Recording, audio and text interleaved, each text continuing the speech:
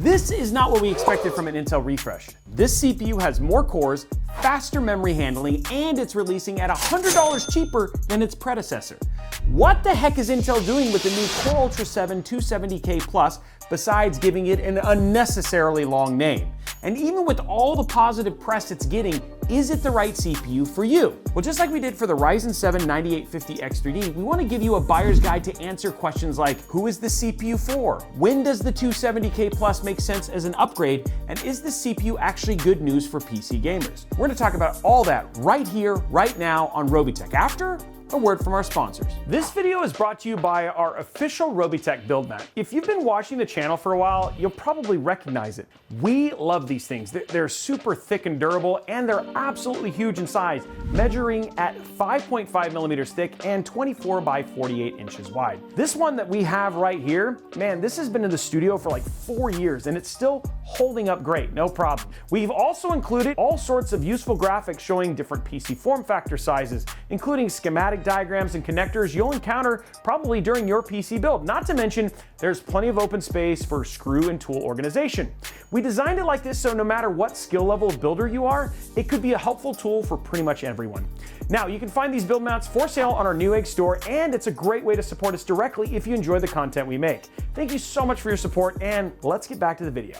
Well guys, Intel sent us the new Core Ultra 7 270K Plus to check out today. So I imagine if you clicked on this video, you're probably trying to figure out whether you should buy one, or at the very least, what we think about it.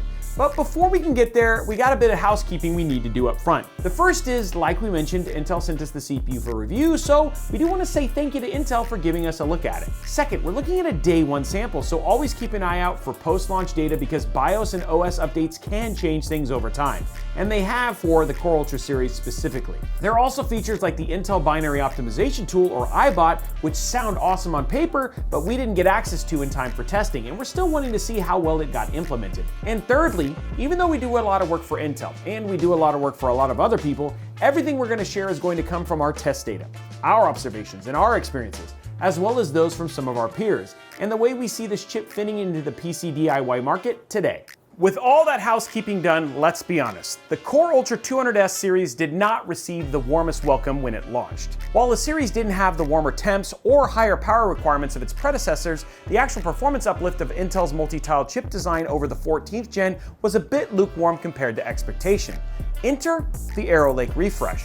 Would Intel just slap a few more cores onto the die, juice it with more power, and stick a new series number onto the name? Not entirely, but kind of. For the 270K Plus, the clock speeds are interesting. While the base P and E-core speeds are ever so slightly slower than the 265K, the E-core see a slight bump in max boost speed on the 270K Plus, and since it has 4 additional E-cores too, the 270K Plus has a little bit more cash on hand. What's really interesting with the 200S Plus family is that Intel did some tweaking under the Arrow Lake hood and increased the die-to-die communication between the CPU cores and the RAM as well as the memory controller. So what this means is faster access to memory and a raised ceiling for memory speeds. All of this is without going to a new socket or chipset, and there is zero increase to listed base power or boost power range. But what about the price? In a shocking move, the 270K Plus is priced $100 less than the 265K's launch price. That's $299 for a 24-core CPU. There is definitely more going on here, but if you want more insight, go watch Robert Halleck's video over at Intel Gaming's YouTube channel. He does a really great job of explaining the technology, but I will tell you one thing he said in that video. This is Intel's fastest gaming processor to date, and that is actually a pretty bold claim. So let's start there. If gaming is what you want to do on your PC, should you buy the 270K Plus? This is a huge question because with the newest member of the X3D family ascending to the throne, does the 270K Plus have any hope of competing? With a nearly 17% average delta in gaming performance at 1080p and around a 12% average delta at 1440p between the 9850 X3D and the 270K Plus, in our testing metrics, the 270K Plus does not stand a chance here. But that's actually the wrong comparison, and it's also not the whole story. We're still going to show and talk about the X3D chips because I know that a lot of you are interested in that comparison for gaming, but the main focus is going to be elsewhere. When we remove all the secret sauces from the kitchen, things like X3D, PBO, and Intel performance settings, the most direct comparisons are going to be between the 9700X and the 265K. So let's see what those actually look like when they're compared. At 1080p, the 270K Plus showed around a 6% average improvement over the 265K. A few standout examples here are Forza Horizon 5 and Marvel Rivals, where the 270K Plus saw around a 9.5% increase in performance. The only place where Intel's two Arrow Lake chips actually met was Assassin's Creed Shadows. As for the 9700X, the 270K Plus had a few pluses with Marvel Rivals and Cyberpunk 2077, but otherwise it fell on average just shy of 3% behind the non-X3D Ryzen 7. At 1440p, the margin between the 265K and the 270K Plus slimmed down to an average uplift of just over 2% for the 270K Plus. Games like Cyberpunk, Marvel Rivals, and Shadow of the Tomb Raider showed the biggest delta between the chips. Now, the average is a bit low because for some reason, Modern Warfare 3 did not like the 270K Plus, and our averages here are definitely skewing the overall percentages at 1440p. Similarly, Shadow of the Tomb Raider also favored the 270K Plus at 1080p, but was less warm to it at 1440p. When we bring in the Ryzen 7 and look at all the other tested titles, the delta between the 270K Plus and the 9700X looked far more slim, but Modern Warfare and Shadow of the Tomb Raider both skew the average to show a nearly 4% delta between the two.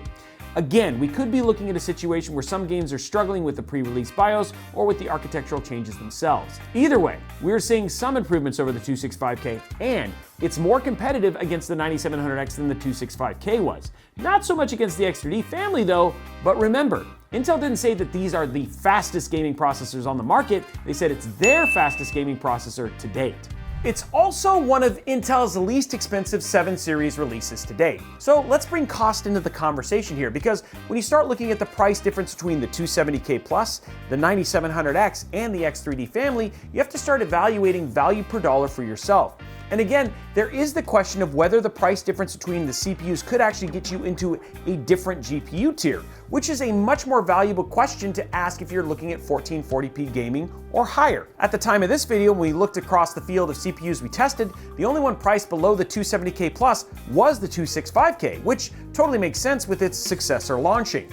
The next closest was the 9700X at around $8 more, which isn't going to do much in this conversation. But when we get to the X3D chips, it's $85 more for the 7800 X3D, $170 more for the 9800 X3D, and $200 more for the 9850 X3D.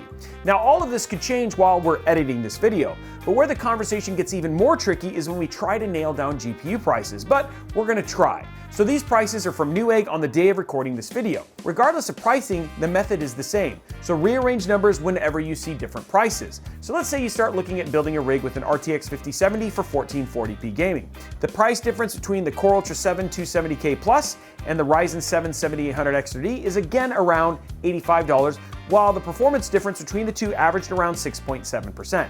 But for the sake of the thought experiment, let's round up to 7% to be generous. Can $85 make that much of a difference for the GPU level? Believe it or not, it really can. The leap from an RTX 5070 to an RX 9070 XT is $80. That's $80 for an average performance gain of over 20% at 1440p, and that's not even accounting for upscaling. Now let's say you were starting out a bit more conservative with either a 8GB RX 9060 XT or an RTX 5060. That $85 difference between the 270K Plus and the 7800 X3D could put you in striking range of a 16GB 9060 XT. Again, we're looking at around a 7% performance gain at 1440p from a CPU swap versus what could be a significant double-digit improvement with a GPU swap. There's also the absolute extreme case where someone might be torn between the 270K Plus and a 9850 X3D paired with a 5060 or 8GB 9060 XT. I'm not saying you should, but of all the choices you could make, this is certainly one of them. In this case, the $200 difference could actually put you into a 16GB RTX 5060 Ti. Again, all of this is very specific, and of course it all depends on the games you're playing, the resolution, and your budget, but when you start looking at the whole picture of your PC, these questions are worth asking when it's your money and your spending. And overall, the 270K Plus looks like it's a CPU that holds the door open for you to use your PC budget in other areas that could have a stronger impact on your overall gaming performance. But what if you use your PC for more than gaming? What if you use your PC for gaming and content creation, gaming and productivity, gaming and coding? this is dancing. Is the 270K Plus a more plus Core Ultra in these situations? Well, I'll say this, if you rely heavily on your CPU for multi-core, multi-threaded tasks, this thing punches way above its price bracket.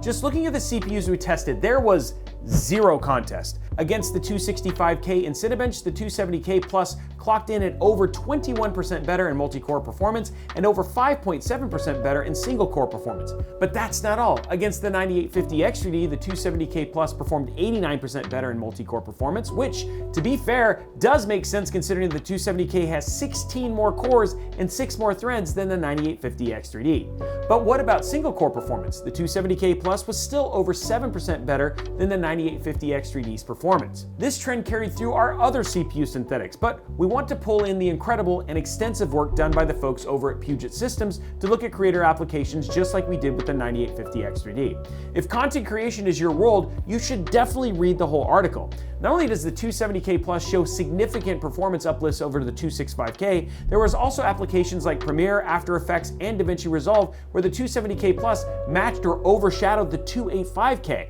While the 270K Plus does get outclassed by AMD's CPU stack in Photoshop, this application is like a sourdough starter. There's never a moment it's not Ryzen. Now, going back to our metrics for a second, this kind of performance is not without its cost. The 270K Plus does take advantage of its power ceiling. Compared to the 265K, the 270K Plus drew about 30 watts more on average under load. As for power averages versus the 9850 X3D, the 270K slurped around 80 watts more power under full CPU load. Surprisingly though, it still stayed 5 degrees Celsius cooler than the 9850 X3D. When we put all this together, who does the Intel Core Ultra 7 270K Plus make the most sense for? As we see it today, if you're already on a Core Ultra platform, there are definitely marketed gains in both gaming and productivity performance.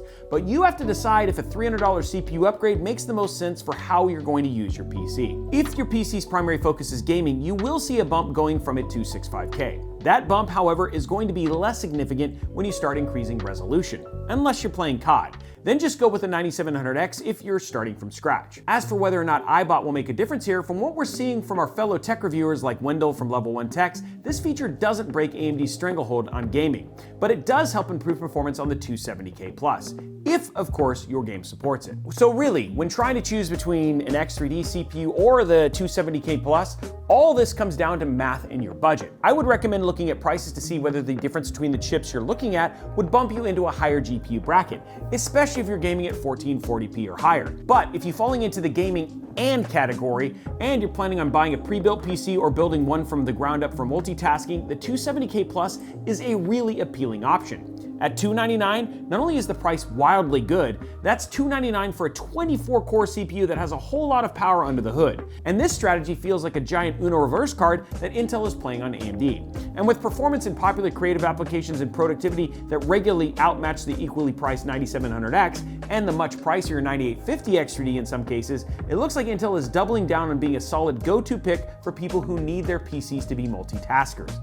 Now, to be fair to AMD, the 9850 X3D is still a solid multitasker. It just gets out-tasked by the 270K Plus, but what about its longevity? Well, unless Intel does something unexpected, the LGA 1851 socket used by the Core Ultra 200S family will probably disappear after this CPU. Comparatively, AMD has promised AM5 support through 2027 and potentially beyond. And given how far beyond their original support for AM4 has gone, there is no telling when AM5 will actually retire. In other words, when it comes to potential future upgrades, there are mights and maybes on the AMD side. But with Intel, we're pretty confident this is the end of the line for this platform. But none of that matters if you're a typical PC enjoyer and you only upgrade your PC platform every 5 to 7 years or when you absolutely have to. When we tie all of this together, AMD, they still have a strong hold on gaming performance with the 9850 X3D, but it looks like Intel is positioning the 270K Plus to be a solid runner-up for the PC user who depends on their rigs for more than gaming.